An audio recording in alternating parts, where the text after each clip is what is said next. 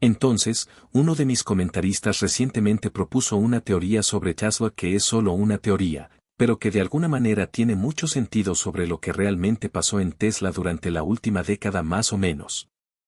Si no lo sabes ya, Elon Musk no creó Tesla, él la compró. Eso no es parte de la teoría. Eso es cierto. Estuvo involucrado bastante temprano, obteniendo una participación mayoritaria en la compañía y convirtiéndose en el presidente de la junta. Pero no creó, por ejemplo, el Roadster original. Y no estuvo tan involucrado en las funciones diarias de Tesla hasta 2008, mucho después de que la compañía había comenzado. Tesla fue fundada por Mark Naberhard y Mark Tarpanen y su objetivo inicial era hacer un auto deportivo eléctrico. Aunque el Model S no salió hasta 2012, el trabajo en él comenzó antes de 2007, poco antes de que Tarpanen y Eberhard dejaran la compañía. Entonces, aquí está todo el trabajo preliminar y el plano para los diseños del Model S y Model 3, así como el plan general futuro para realmente hacer crecer a Tesla hasta convertirse en el gigante que sería en esos años posteriores. Todo eso estaba ahí en esos años formativos. Una vez más, esta es la teoría antes de que Elon realmente hiciera de Tesla su bebé y comenzara a exhibir la compañía como suya propia. Ya sabes, nunca dando realmente crédito a esos fundadores iniciales. Y si estás pensando, oh, hay más autos que solo el S y el 3, bueno, no realmente. El 10 y el I fueron construidos enteramente sobre las plataformas del S y el 3. Incluso la estructura básica del Cybertruck como un camión de carrocería única es básicamente solo un Model Y enorme. Bueno, y podrías decir, ¿qué pasa con el nuevo Roadster? ¿Qué nuevo Roadster? Ese auto es un producto de la imaginación de todos. No hay evidencia cero de que el Roadster haya tenido algún desarrollo significativo. Y tengo teorías sobre por qué es así, pero sigamos adelante. Estos son todos vehículos con estructuras muy similares para mercados objetivos similares, con un estilo casi idéntico, bastante poco ofensivo. Y luego sale el Cybertruck. ¿Cuál de estos vehículos no pertenece? La teoría es que Elon realmente no ha hecho nada en términos de diseñar, desarrollar, crear, visionar la compañía. Ha hecho muchas presentaciones divertidas, ya sabes, pero es posible que todo el trabajo preliminar para esos autos ya estuviera ahí. Y en realidad es el Cybertruck el que es su bebé. Entonces, ahora estamos viendo los autos y los vehículos que realmente son, ya sabes, lo que viene de Elon. Nuevamente, esto es solo una teoría, así que no me demandes, Tesla. Y si el Cybertruck es el subproducto de Elon finalmente teniendo demasiado control sobre los diseños de la compañía de ahora en adelante y, ya sabes, lo que realmente produce? ¿Y si por esto y por lo que es el Cybertruck, este vehículo marca el fin del camino para Tesla? Ahora podrías burlarte, eso nunca podría pasar. Cierto, bueno, te invito a hacer un viaje por la historia automotriz para mirar algunos autos que de hecho mataron a sus respectivas marcas. Miremos no solo al Cybertruck, sino al Cybertruck en el contexto de la historia automotriz y veamos si hay alguna lección que este nuevo fabricante podría haber aprendido antes de hacer esta monstruosidad. Primero, retrocedamos a los años 50 y a una compañía automotriz poco conocida, Ford. Los tiempos eran buenos para Ford y realmente para cualquier compañía americana que fabricara autos. El lujo de posguerra estaba en pleno apogeo. El nombre del juego para los autos de lujo era el exceso, principalmente en términos de estilo. La línea de Ford de sus varias divisiones no estaba a la altura y sus supuestamente lujosos Lincolns estaban realmente luchando en ese momento. Así que el nuevo equipo de gestión, que había tomado el control con Ford convirtiéndose en una compañía pública, se propuso hacer algo nuevo. Una división de autos con modelos no necesariamente para los ultra ricos, sino más bien para los yuppies. La investigación de Ford encontró que estos yuppies querían autos que destacaran. Esencialmente, querían lo mismo que los grandes autos de lujo. Ahora, inicialmente esto se llamó Proyecto E por experimental, pero ese nombre no era lo suficientemente bueno. Así que probaron literalmente miles de nombres extravagantes, incluyendo cosas como Thunder Blunder y Utopian Turtle Top. Pero eventualmente aterrizaron en Edsel, un homenaje al hijo de Henry Ford y expresidente. Ahora, la familia Ford en realidad no había dado realmente los derechos al equipo para hacer esto y se quejaron. Y ya sabes, había quienes en Ford no querían esto y no les gustaba hacia dónde iba todo este proyecto. Pero aún así avanzaron con los modelos originales de Edsel, siendo una especie de amalgama de varias características de otros autos juntadas basadas en una increíble cantidad de retroalimentación en investigación de mercado. Ahora, una característica que destacaba era una enorme parrilla ovalada delgada. Y de nuevo, incluso esto se añadió porque algunos yuppies dijeron que lo querían. Con esta parrilla, el Edsel se veía raro por decirlo menos.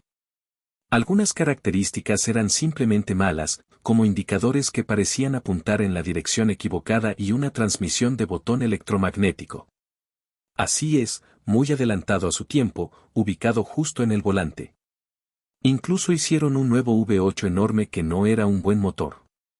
Ahora, a pesar de que los desarrollos del Edsel fueron un desastre total, Ford avanzó con una fuerte comercialización, incluyendo un especial musical de larga duración tras el lanzamiento del modelo. Y el musical fue bueno. Pero los Edsels mismos estaban sobrevalorados y nadie los compró porque el nombre Edsel no significaba nada para los americanos y los autos ni siquiera eran buenos. Ahora todos los yuppies que fueron tan útiles en las encuestas, simplemente siguieron comprando Mercurys. Tampoco ayudó que la recesión comenzara en el 57 y los fabricantes, tanto domésticos como extranjeros, se vieron forzados a empezar a hacer modelos más pequeños. Tampoco ayudó que quienes ensamblaban los Edsels junto a todos los otros Fords, no estaban acostumbrados a estos autos y algunos trabajadores incluso sabotearon intencionalmente porque no eran grandes fans del expresidente, así que decidieron hacer los autos en su nombre malos. Eso es realmente cierto. A menudo estos autos no estaban bien ensamblados. Había problemas y simplemente eran enviados a las salas de exhibición con notas al concesionario sobre cómo rectificar los problemas. Además, había tantas piezas nuevas de tecnología en el Edsel, especialmente la transmisión electromagnética ubicada en el volante. Estas cosas eran problemáticas. Pero tal vez el mayor problema con el Edsel fue su estilo y lo rápido que, pasó de moda. Este fue uno de esos vehículos que la gente odió desde el principio. Era ostentoso, estaba pasado de moda, y simplemente no reflejaba una comprensión del término de diseño de Ford. Ya sabes, esa cosa extraña que tienen los grandes fabricantes cuando lanzan modelos que simplemente funcionan en términos de estilo. A veces el estilo está pasado de moda en el momento en que se lanza. Y así los Edsels no se vendían, pero Ford simplemente redobló esfuerzos, incluso creando una promoción donde podrías ganar un Pony si probabas un Edsel. Ford literalmente compró 1000 Ponys y los envió directamente a los concesionarios. Lo que significó que los concesionarios tenían que lidiar con un animal.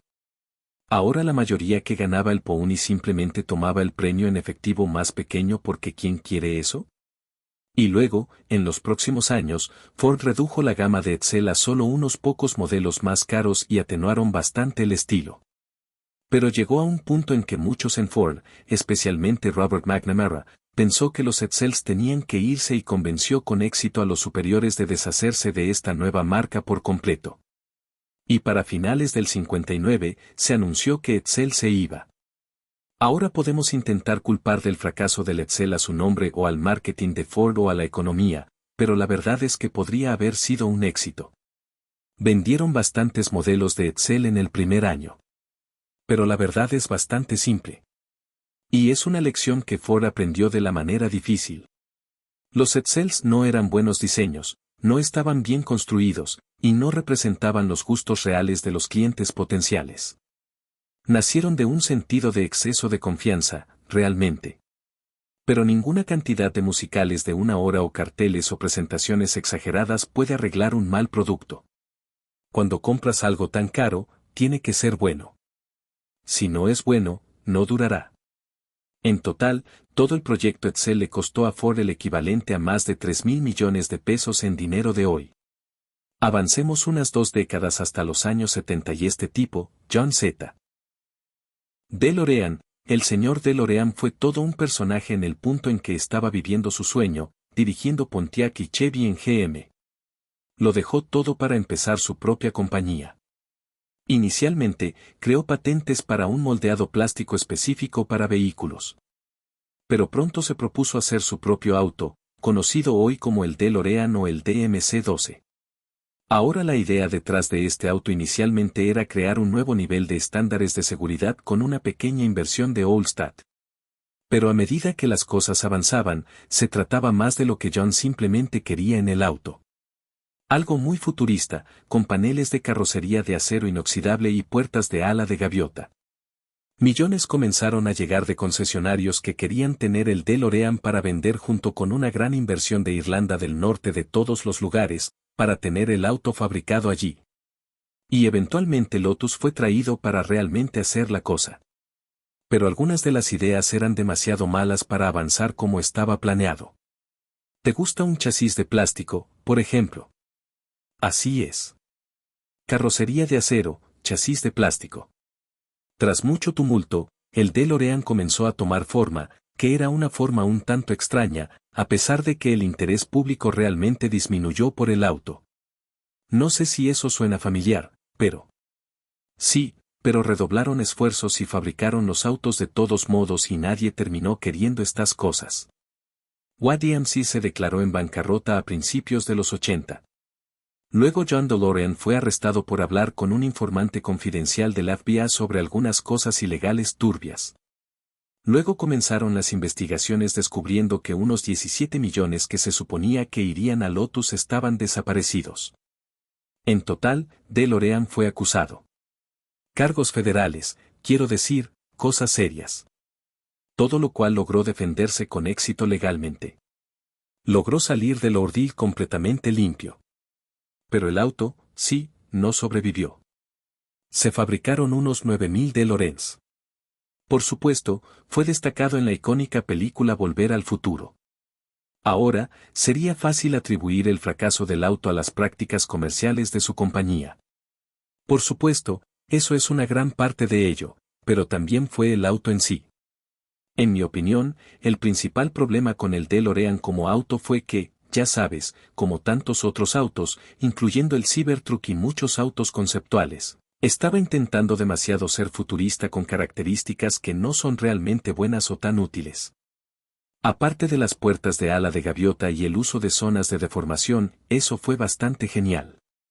Pero eso ya era una cosa. Ya sabes, la mayoría de las otras características no eran realmente buenas. Los paneles de carrocería de acero inoxidable no son una buena idea. Simplemente no lo son y nunca lo serán. Pero el acero inoxidable no estaba ahí para ser realmente futurista, sino para capturar la idea del futuro. John DeLorean habló del auto como una pieza de arte, un vehículo emblemático, lo que terminó siendo. Tristemente, los autos del futuro raramente son los que tienen formas ridículas o materiales o características técnicas locas y extravagantes. Usualmente es el auto que simplemente hace lo del auto mejor. Ya sabes, en los 80, serían los autos como el Corolla a prueba de balas o motores de leva alta o, ya sabes, autos más económicos, más confiables, no cuerpos de acero inoxidable tontos o chasis de plástico. El DeLorean fue el ejemplo definitivo de un intento de diseño automotriz futurista que terminó siendo un fracaso. Eso es, hasta el Cybertruck. Yo diría que el Cybertruck es aún más un intento fallido de diseño futurista. Ahora, probablemente el mejor y más conocido ejemplo de un auto matando a su compañía es el Pontiac Aztek, o como muchos de ustedes lo conocen, el auto de Walter White. Ahora, de todos los vehículos que estamos mirando en este video, el Aztek puede ser realmente el vehículo del futuro para su tiempo, a pesar de ser citado a menudo en listas de los peores vehículos de todos los tiempos. Pero cuando realmente investigas qué salió mal con este auto, la verdad es que la mayoría de la gente solo pensó que era feo.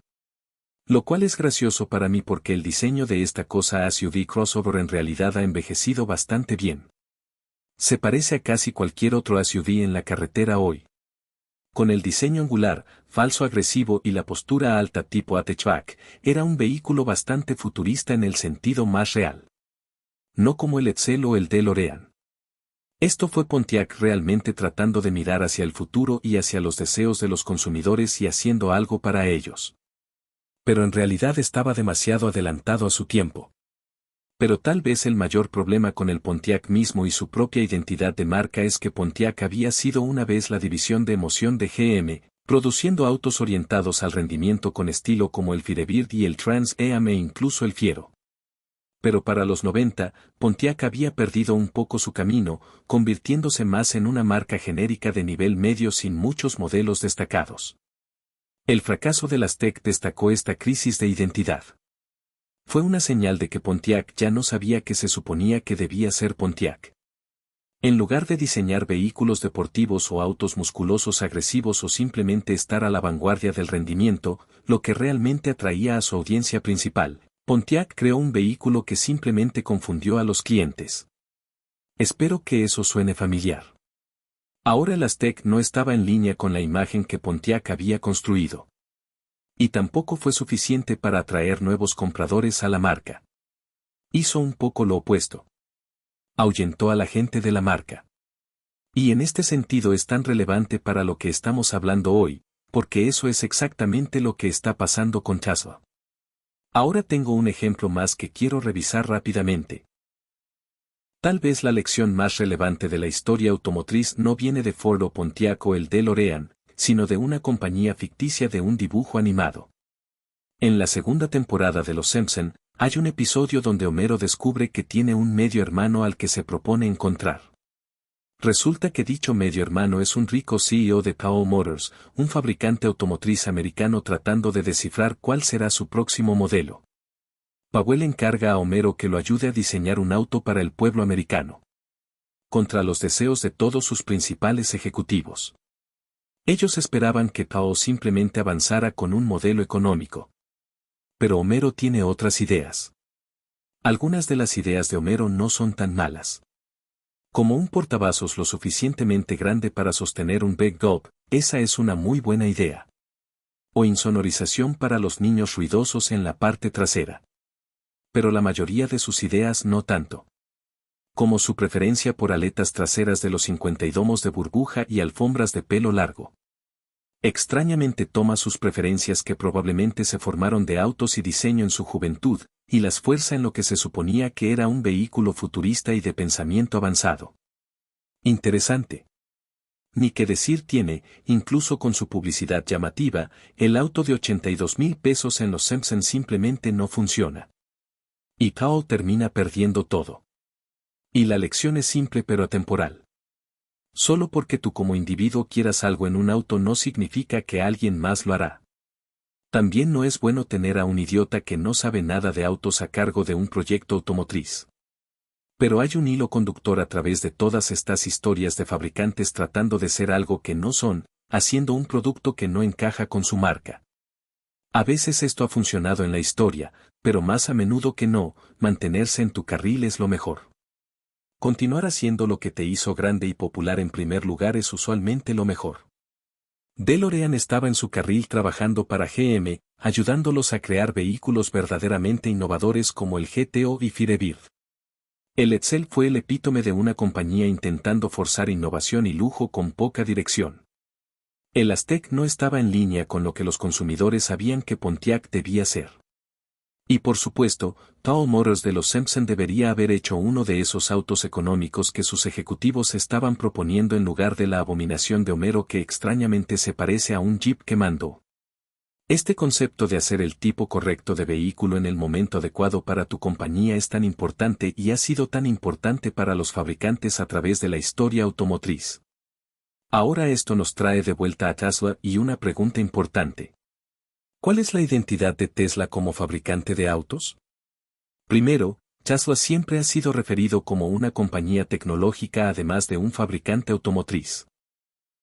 Ahora en este punto, eso es algo extraño de decir con casi todos los principales fabricantes enfocándose fuertemente en tecnología.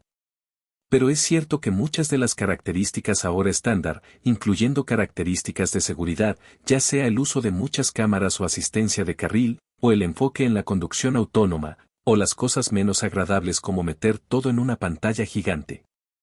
Estas son cosas que en muchos sentidos fueron pioneras por Tesla. Además, solo la forma en que Tesla siempre se ha comercializado como algo parecido a Apple. Pero creo que vale la pena señalar que Tesla ha ido mucho más allá de ser ese tipo de fabricante tecnológico pesado y enfocado en tecnología. Para todos los fanboys de Tesla y la gente de Silicon Valley, Tesla ya no es principalmente una compañía para nerds de la tecnología. La mayoría de las personas conduciendo Model Y, S y 3S son solo personas normales. Algunas de estas personas quieren el rendimiento que estos autos ofrecen. Algunos realmente quieren el hecho de que estos autos tienen muy buenos resultados en pruebas de seguridad. Muchos solo quieren un buen auto eléctrico. Algunos de ellos se preocupan por el medio ambiente, otros no. Pero es mucho una marca yuppie en este punto. Y no estoy criticando eso, ser una marca yuppie es algo muy bueno.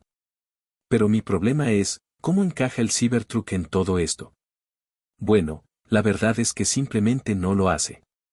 Y aquí es donde temo que el Cybertruck cae justo en línea con los otros autos que hemos mirado. Incluso más que el DeLorean o cualquiera de los autos que hemos mirado, aparte de tal vez el auto de Homero. El Cybertruck es un vehículo que ningún otro fabricante importante siquiera consideraría hacer. Y por un lado, aplaudo eso de Tesla, pero por otro lado, creo que hay buenas razones por las que ninguna otra compañía haría tal vehículo. El primer problema tiene que ver con los vehículos eléctricos en general, y especialmente Tesla, con su supuesta misión de, cito, acelerar la transición del mundo al transporte sostenible. Ahora, no solo Elon ha dejado de hablar de esto, sino que ahora literalmente está empujando productos que no sirven a esta misión. Como dije en mi último video, si alguien intenta venderte la noción de